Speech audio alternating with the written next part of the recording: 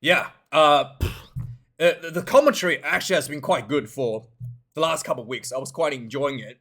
And obviously, it's the same people that just gonna have to ruin the experience for all the fans.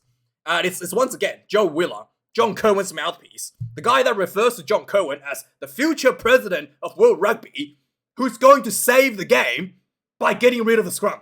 He literally calls John Cohen that.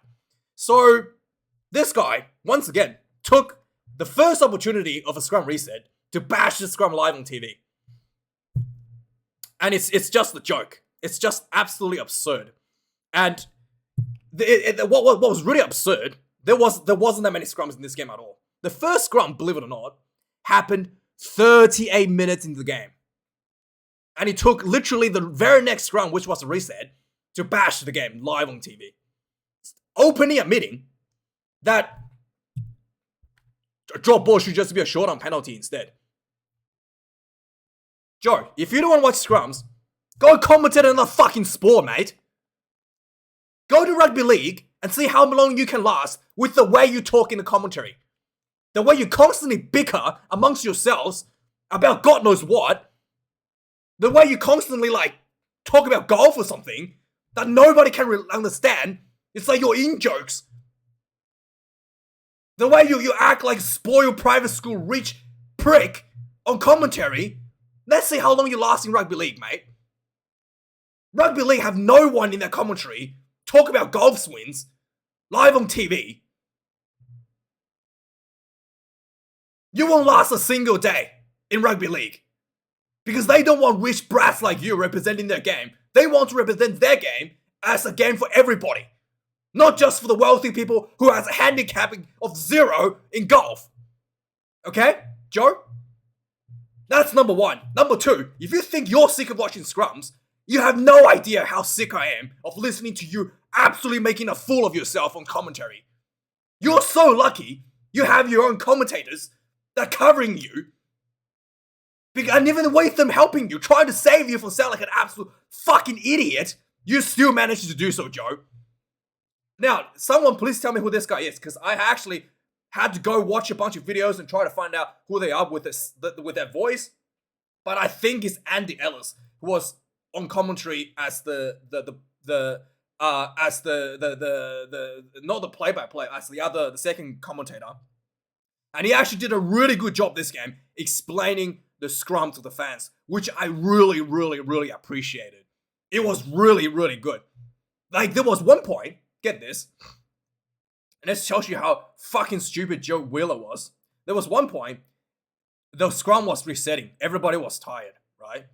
And Joe literally said, why is the scrum resetting? It's taking too much time. Why is it so slow on the repack? Tell us. And this commentator had to cover Joe's fucking ass by saying, look, the ball has been in play for a very long time. Everybody is exhausted, mate. To cover this, to salvage the situation. And then there was another point, okay? Again, Joe Wheeler just making an absolute moron out of himself.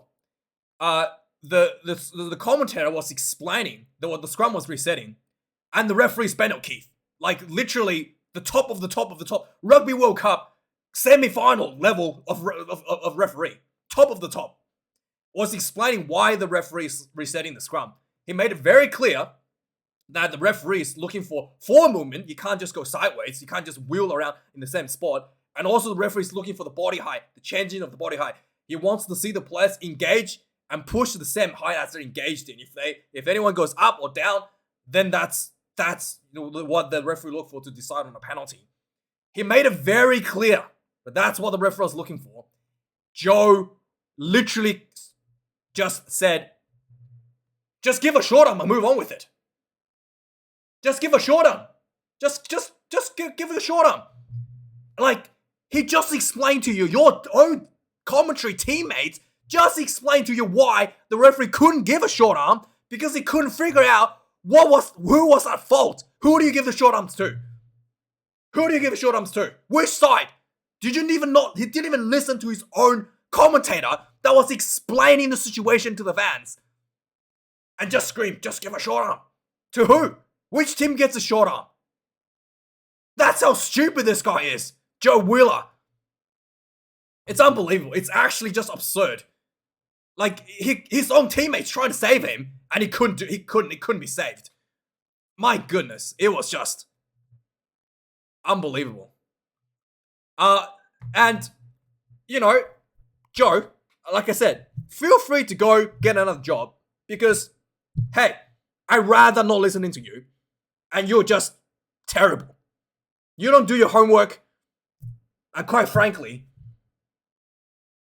you don't even listen to your own commentators. So please, do everyone a favor, Joe. Just find another job. Go do another job. Go get a job in rugby league and see how long you last. With the way you talk about fucking golf, see if they will take you. Just disgraceful. Anyway, let's move on. Moving on. So yeah, this game was a little bit of a disappointment for all the Highlanders fans.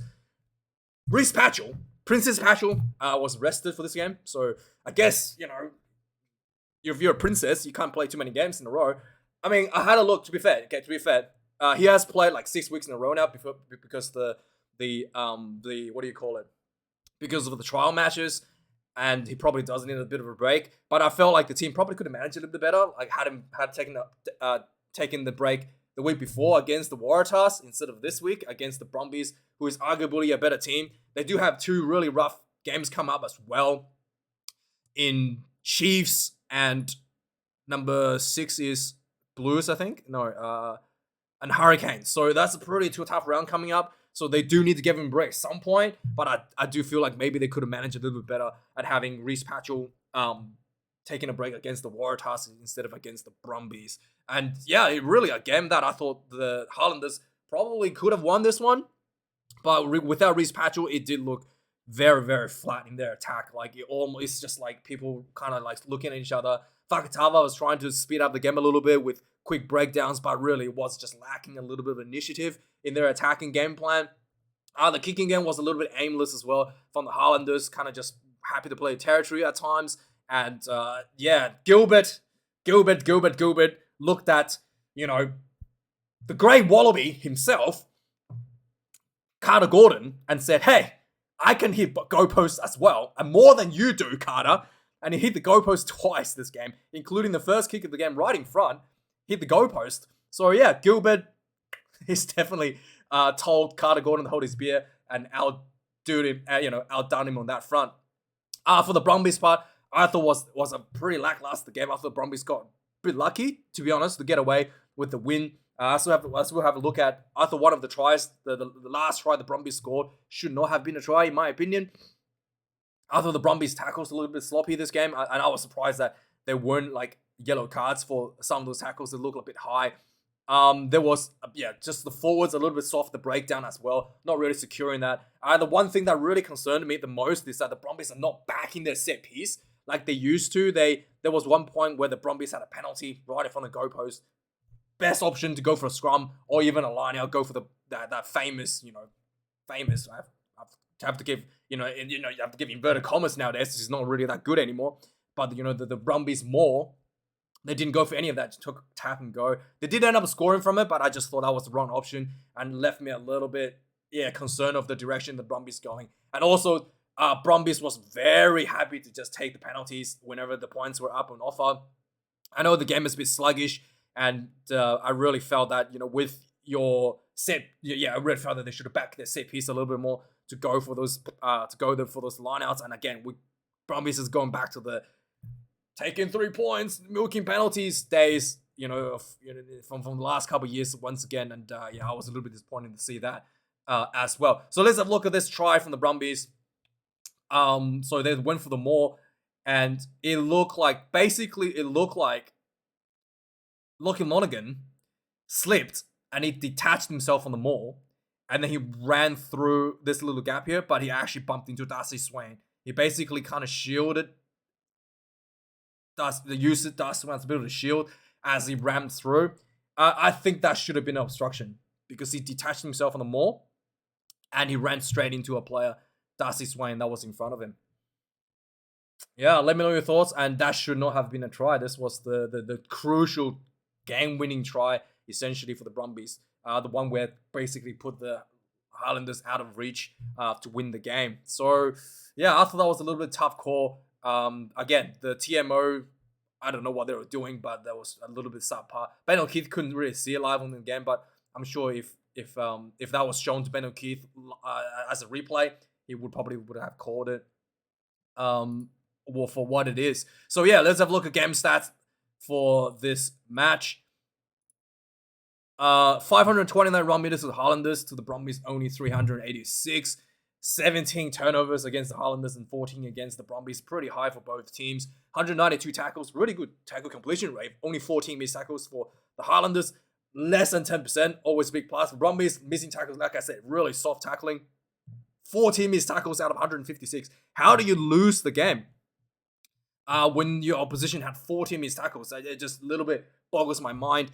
Like I said, Reece Patchell not on the field really showed a lot of lack of direction for Highlanders. 32 kicks for Highlanders, 32 for the Brumbies. 2 shots at goal post for Gilbert. And lineouts, 13 Highlanders, 9 for the Brumbies. 1 loss for Highlanders, 2 losses for the Brumbies. Scrums, only 6 in total. So it wasn't crazy amount of scrummaging. And I think a lot of these scrums were just like resets. So it wasn't even that many scrummaging. And again, and also this is one thing that I found really, really baffling.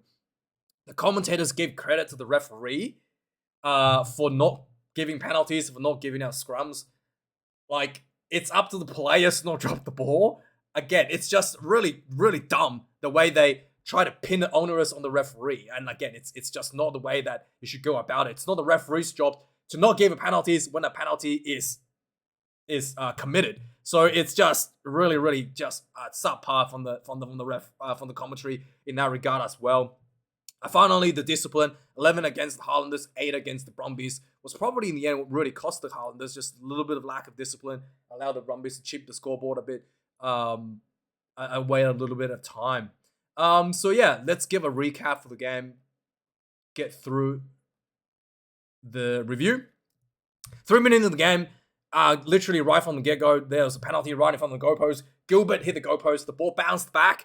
Brumbies recovered the ball, and then Highlanders flood the breakdown, got another penalty. So Gilbert's like, all right, I'll take another kick, and this time much closer to the goalpost. Thank goodness. He got this one through, 3 points to nil. 5 minutes into the game, Fakatava ran into Nick Frost, and it looked like he was held up for a more, and then he just wiggled himself free. And the ball was intercepted. He tried to do an offload, was intercepted by Len Ikitau. Ikitau got tackled, the ball came out to the number 9. I think it was the other Lonergan. Got tackled, the ball wouldn't just like, he knocked the ball on essentially, and the ball was kicked through by Burton and Broughton. And Broughton ran up, and along with 3 Highlanders players, grounded this ball in the end zone for the first try for the Highlanders. 8 points to nil. Again, I thought the replay was pretty bad. I couldn't see if the ball was actually grounded or not. It looked like he may have knocked it on, but there was no clear replay. I mean, they want to speed up the game. I don't even know. I can't even tell conclusively if this was actually scored or not. It looked a bit shaky, but it's fan experience, guys. Great fan experience that New Zealand Rugby is presenting to me. Not showing me whether the try is actually clearly scored or not. It's just it's just an experience I wanted to have, right? So yeah. Anyway, 31 minutes into the game. Before this, the 22 minutes into the game, there was a I think there was a penalty before this. 22 minutes into the game. 20 minutes into the game. The Brumbies get a penalty right in front of the goalpost. I thought for sure they're going to go for the line out or the scrum. They just tap and go. And I was like, what is this? They tap and go, but eventually Tom Wright did able to get himself through. So they did get a try out of this, but this was the wrong option. 31 minutes into the game, there was a breakdown penalty against the Brumbies. Highlanders takes another 3, 11 points to 7. And then, just before halftime, literally 38 minutes was the first scrum. And then Joe Wheeler took the first opportunity to make a fool of himself by saying that this should just be a short arm instead for a knock-on. Second half, 42 minutes into the game, some good hands from Andy Muirhead over the top of the Brumbies. Toole ran down the sideline, some nice footwork steps. A couple of defenders went in for the first try for Brumbies in the second half. 11 points to 12. Brumbies pull themselves ahead. They also get a conversion here, so it ticks up to 14 points to 11. And then 48 minutes into the game, Brumbies gets another penalty, and this is exactly what I'm talking about. Happy to just squeeze out 3 points, guys. We'll take the 3. They took the 3 points here, despite feeling a lot of momentum here at this point. I thought, especially scoring that beautiful try right from the get-go. Now, they take the 3, happy to slow the game down themselves. 17 points to 11. 58 minutes into the game, the Highlanders finally get themselves inside the Brumbies 22. Just some good carries, and then eventually Billy Harmon, big boy, ran over both Nick Frost and Rob Valentini, and then had 3 other players hanging onto him, crashed over for a try. Massive run for Billy Harmon. Got Highlanders back at front, 18 points to 17. 62 minutes into the game, again, there was a scrum penalty against Jem Slipper. Again, his commentary team, again, the actual commentator was like, it looked like it was a wrong decision by Ben O'Keefe, because on the replay, it did look like Jem Slipper folded himself in, like he actually went down and under. And Ben O'Keefe issued a penalty to the Brumbies, and I agree with the commentator. He was like, yeah, it looked like that was a bit hard done by Ben O'Keefe. Like it's just actually good commentary. Like I agree with his assessment there. But nevertheless, Brumbies were happy to take 3 points. Kick this one through 8 points to 20. And 75 minutes into the game, this was just Highlanders shooting themselves in the foot.